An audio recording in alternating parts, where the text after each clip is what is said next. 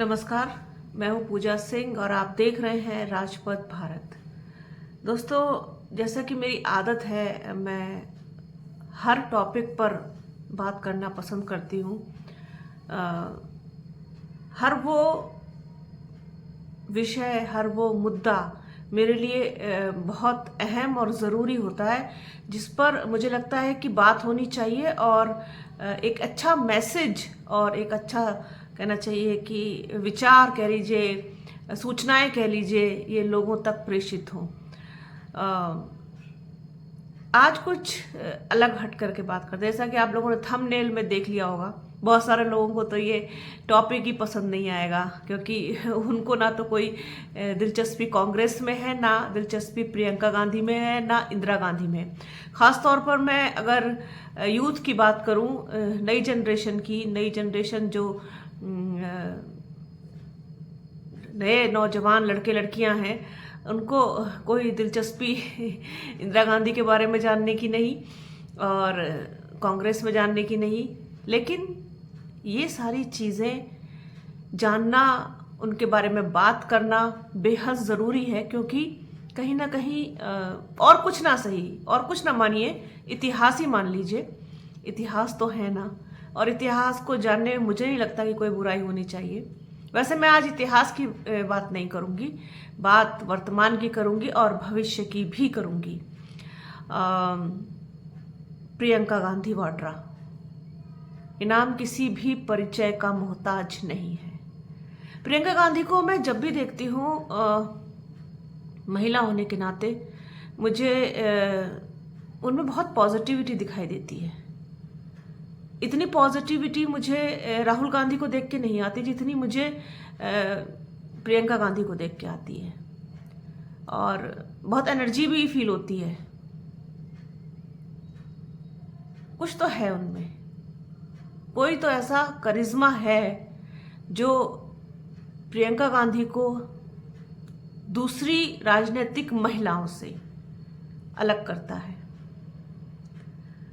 खास तौर पर अगर मैं भारतीय जनता पार्टी में जितनी बैठी हैं, चुन करके संसद पहुंची हैं या विधानसभा में बैठी हैं, उनसे अगर मैं कंपैरिजन करूं तो मैं उनको, प्रियंका गांधी को बहुत बहुत ऊपर पाती हूं। मैं यहाँ कतई भी कंपैरिजन बसपा सुप्रीमो मायावती से नहीं कर रही हूं, बिल्कुल भी नहीं, नेवर।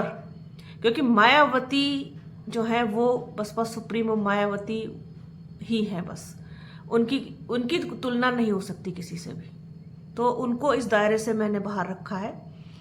कुछ लोग ऐसे होते हैं जो अतुलनीय होते हैं, वो अतुलनीय हैं, वो अलग है। बाकी जो है सब कांग्रेस में है, बीजेपी में है और समाजवादी पार्टी में है, तमाम जगहों पर हैं, लेकिन प्रियंका गांधी की जगह मुझे उन सबसे बहुत ऊपर दिखाई देती है। और मुझे ऐसा लगता है कि कांग्रेस बहुत देर कर रही है प्रियंका गांधी को आगे करने में। कांग्रेस की कमान वास्तव में प्रियंका गांधी के हाथों में ही होनी चाहिए थी। पता नहीं किस मोह में पड़ी हुई हैं सोनिया गांधी, शायद पुत्र मोह में। और फिर प्रियंका चूंकि छोटी है राहुल से, वो बड़े भाई का बहुत सम्मान, आदर, प्यार, दुलार जैसा होता है इंडियन कल्चर में बहनों का, मुझे लगता है कि वो उसी की ही कहीं ना कहीं बलि चढ़ती हुई मुझे दिखाई देती है। क्योंकि राहुल गांधी से कई गुना ज्यादा एनर्जी और एंथुजियाज्म सब कुछ है उनके अंदर, उनकी बॉडी लैंग्वेज, उनका बोलने का तरीका, सब कुछ लोग पसंद करते हैं उन्हें, और इंदिरा गांधी की झलक देखते हैं उनके अंदर। क्या है पूरा जो मामला है और पूरी जो एक रिपोर्ट है, वो प्रियंका गांधी के बारे में आपको बताते हैं, फिर आगे बात करेंगे। प्रियंका गांधी ने आज वायनाड के सांसद के तौर पर शपथ ली। प्रियंका गांधी ने 52 साल की उम्र में संसद की सदस्यता ली है, लेकिन राजनीति में वो तब से एक्टिव है जब वह मात्र 17 साल की थी। प्रियंका गांधी वाड्रा गांधी परिवार की पहली ऐसी सदस्य हैं जिन्होंने 18 साल से भी कम उम्र में चुनाव प्रचार शुरू कर दिया था। प्रियंका गांधी राजनीति के इतर भी कई क्षेत्रों में रुचि रखती हैं। उनके बारे में हम जानेंगे कि सबसे पहले उन्होंने एजुकेशन कहाँ से ली। प्रियंका गांधी का जन्म 12 जनवरी 1972 को नई दिल्ली में हुआ। शुरुआती पढ़ाई लिखाई देहरादून के वेलहम्स गर्ल्स स्कूल में हुई। हालांकि 1984 में इंदिरा गांधी की हत्या होने के बाद प्रियंका गांधी को सुरक्षा कारणों से दिल्ली बुला लिया गया।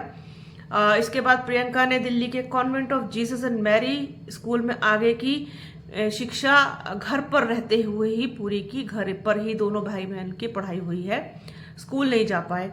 प्रियंका ने 1993 में दिल्ली विश्वविद्यालय से मनोविज्ञान में ग्रेजुएशन की डिग्री ली और इसके बाद 2010 में वह यूनिवर्सिटी ऑफ सदरलैंड यूके से बौद्ध स्टडीज में पीजी है। वो बौद्ध स्टडीज मतलब बौद्ध अध्ययन भी किया है उन्होंने, ये है उनके पास। इसके अलावा 18 फरवरी 1997 में प्रियंका गांधी ने दिल्ली के व्यवसायी रॉबर्ट वाड्रा से शादी कर ली। दोनों की दोस्ती रॉबर्ट वाड्रा की बहन के जरिए हुई थी और राजीव गांधी की हत्या के बाद प्रियंका और रॉबर्ट जो है वो विवाह के बंधन में पूरे तरीके से हिंदू रीति रिवाजों के अनुसार बंध गए। अब उनके 2 बच्चे हैं, जैसा कि आप लोगों को पता है, मिराया वाड्रा और रेहान वाड्रा। रेहान के नाम पर भाजपाई बहुत कंट्रोवर्सी भी करते हैं कि ये मुस्लिम नेम है और ऐसा है वैसा है। खैर, कहने वाले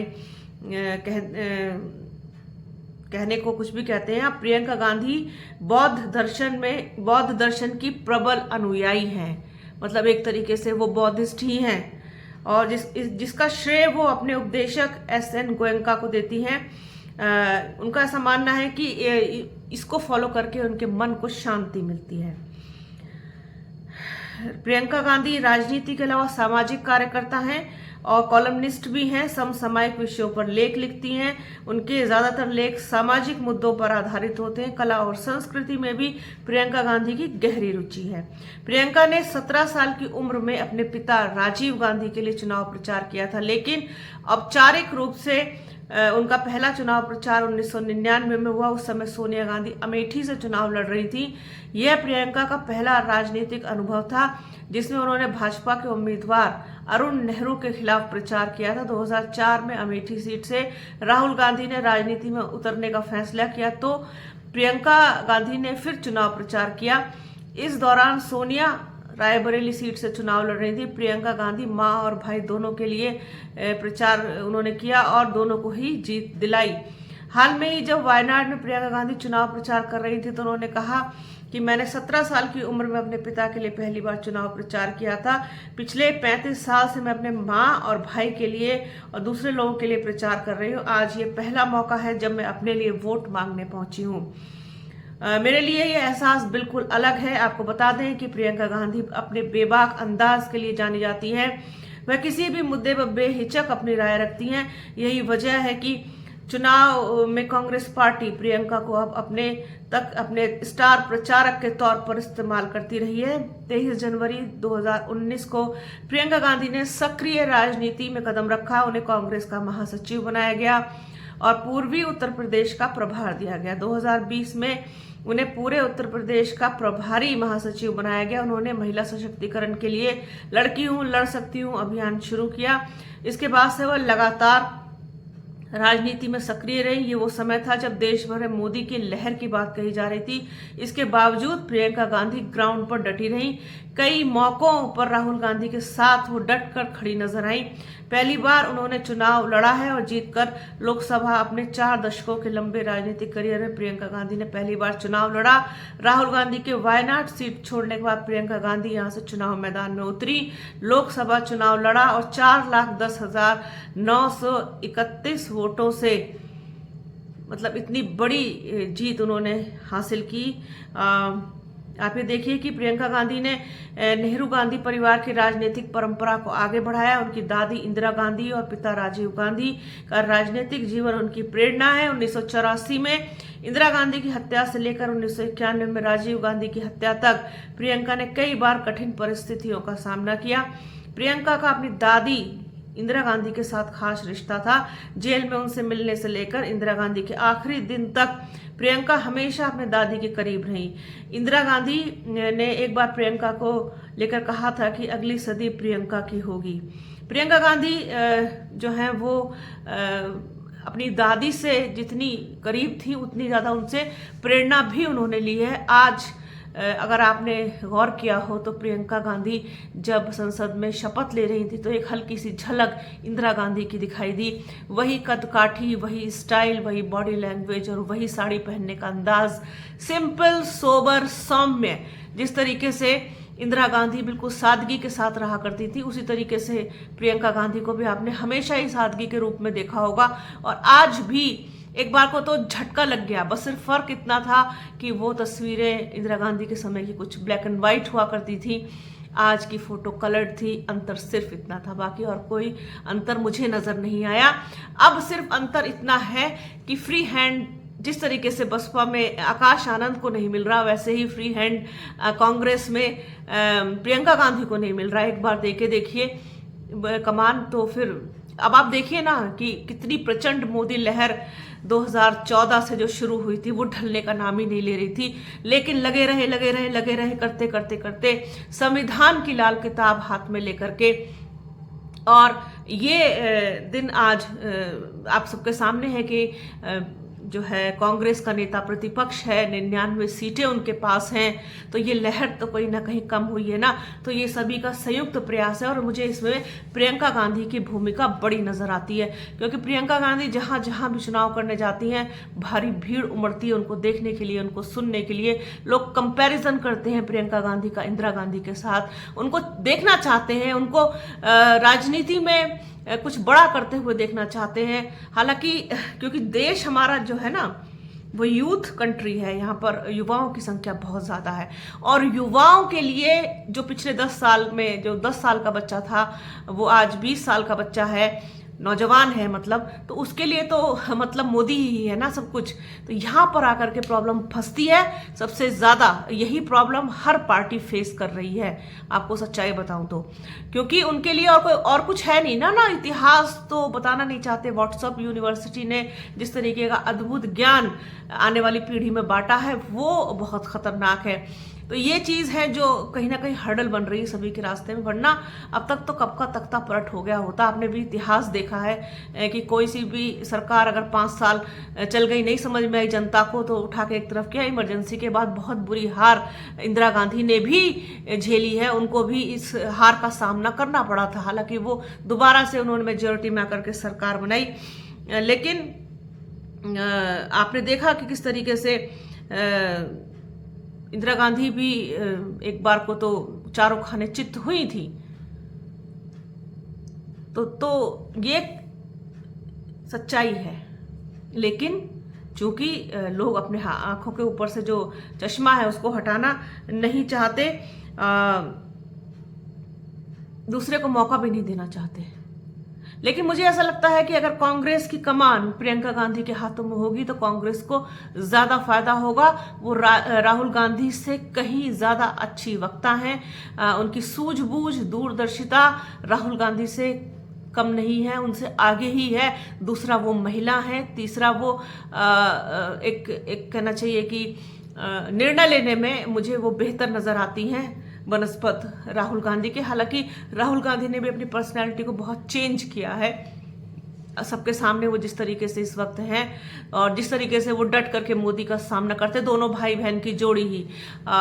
उन्होंने प्रियंका गांधी ने कहा भी कि अगर मोदी रोते हैं सबके सामने तो वो सही है, अगर हम सच बात भी कहते हैं, कोई सवाल पूछते हैं तो वो गलत है।